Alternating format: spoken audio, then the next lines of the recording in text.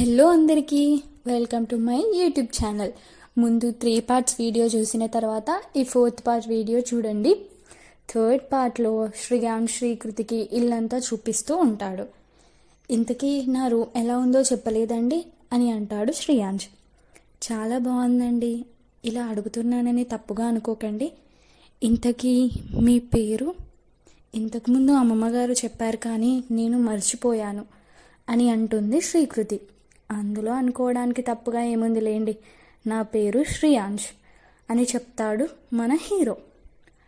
సర్లేండి, ఇలా వచ్చి కూర్చోండి, నేను మీకోసం కాస్త మంచినీళ్ళు తీసుకొస్తాను, మీరు కాసేపు అలా రిలాక్స్ అవ్వండి అని చెప్పి శ్రీయాంష్ మంచినీళ్ళు తీసుకురావడానికి వెళ్ళాడు. శ్రీకృతి బెడ్ పైన కూర్చొని రూమ్ అంతా చూస్తుంది. శ్రీయాంష్ రూమ్లో తన చిన్నప్పటి ఫొటోస్, ఫ్యామిలీ ఫొటోస్, తను వెళ్ళిన ట్రిప్స్కి సంబంధించిన అన్ని ఫొటోస్ ఉన్నాయి. శ్రీకృతి ఆ ఫొటోస్ దగ్గరికి వెళ్ళి అలా వాటిని చూస్తూ ఉంటుంది. అంతలో శ్రీయాంష్ మంచినీళ్ళు తీసుకొని వస్తాడు. శ్రీకృతి గారు, ఇదిగోండి మంచినీళ్ళు తీసుకోండి. ఓ, ఫొటోస్ చూస్తున్నారా అని ఆ ఫొటోస్లో చూపిస్తూ తన ఫ్యామిలీ మెంబర్స్ని శ్రీకృతికి చూపిస్తూ ఉంటాడు. నాకు ట్రావెలింగ్ అంటే చాలా ఇష్టం, నా కాలేజ్ డేస్లో చాలా ట్రిప్స్కి వెళ్ళాను అని అక్కడున్న ఫొటోస్ని చూపిస్తూ ఉంటాడు.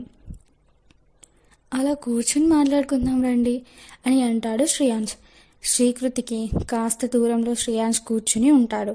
ఇద్దరు అలా బెడ్ పైన కూర్చొని మాట్లాడుకుంటూ ఉంటారు. మిమ్మల్ని ఒకటి అడగొచ్చా అని అంటాడు శ్రీయాంష్. అడగండి, అందులో ఏముంది అని అంటుంది శ్రీకృతి. ఈ పెళ్ళి మీకు నిజంగానే ఇష్టమా?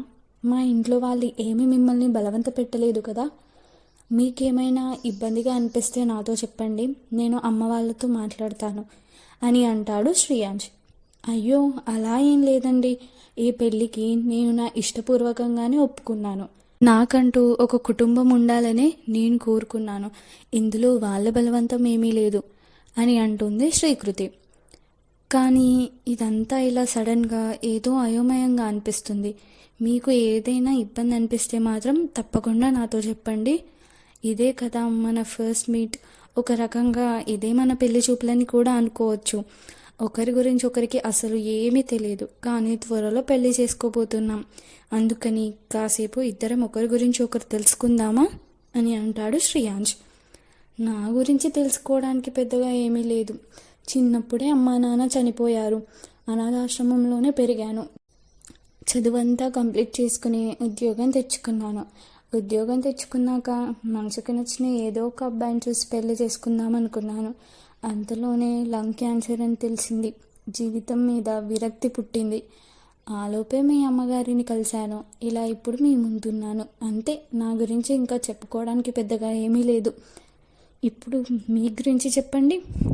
చెప్పుకోవడానికి పెద్దగా లేదు అని ఎందుకు అనుకుంటున్నారండి? మీకంటూ కొన్ని ఇష్టాలు, అయిష్టాలు, కోరికలు, నచ్చినవి, మీకంటూ ఇప్పుడు ఒక కుటుంబం కూడా ఉంది కదా, ఎందుకు మీకు చెప్పుకోవడానికి ఏమీ లేదని అనుకుంటున్నారు? ఇక మీదట అలా ఎప్పుడూ అనుకోకండి, మీకు మేమంతా ఉన్నాము అని అంటాడు శ్రీయాంష్ ఒక చిరునవ్వుతో. నాకు ఈ కుటుంబం దొరికిందని ఆనందపడాలో, ఇంకొద్ది రోజుల్లో చనిపోతానని బాధపడాలో అర్థం కావట్లేదు.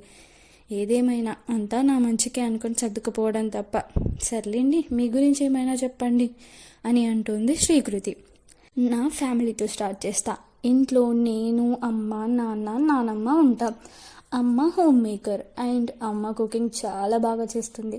నాన్న స్కూల్ టీచర్ కాబట్టి చాలా స్ట్రిక్ట్గా ఉంటాడేమో అని అనుకుంటావేమో, లేదు, నాన్న చాలా ఫ్రెండ్లీగా ఉంటాడు. నానమ్మ, అమ్మ ఇద్దరు కలిసి పచ్చళ్ళు చేసి వాటిని ఆన్లైన్లో అమ్ముతూ ఉంటారు, ఒక చిన్న బిజినెస్ లాగా.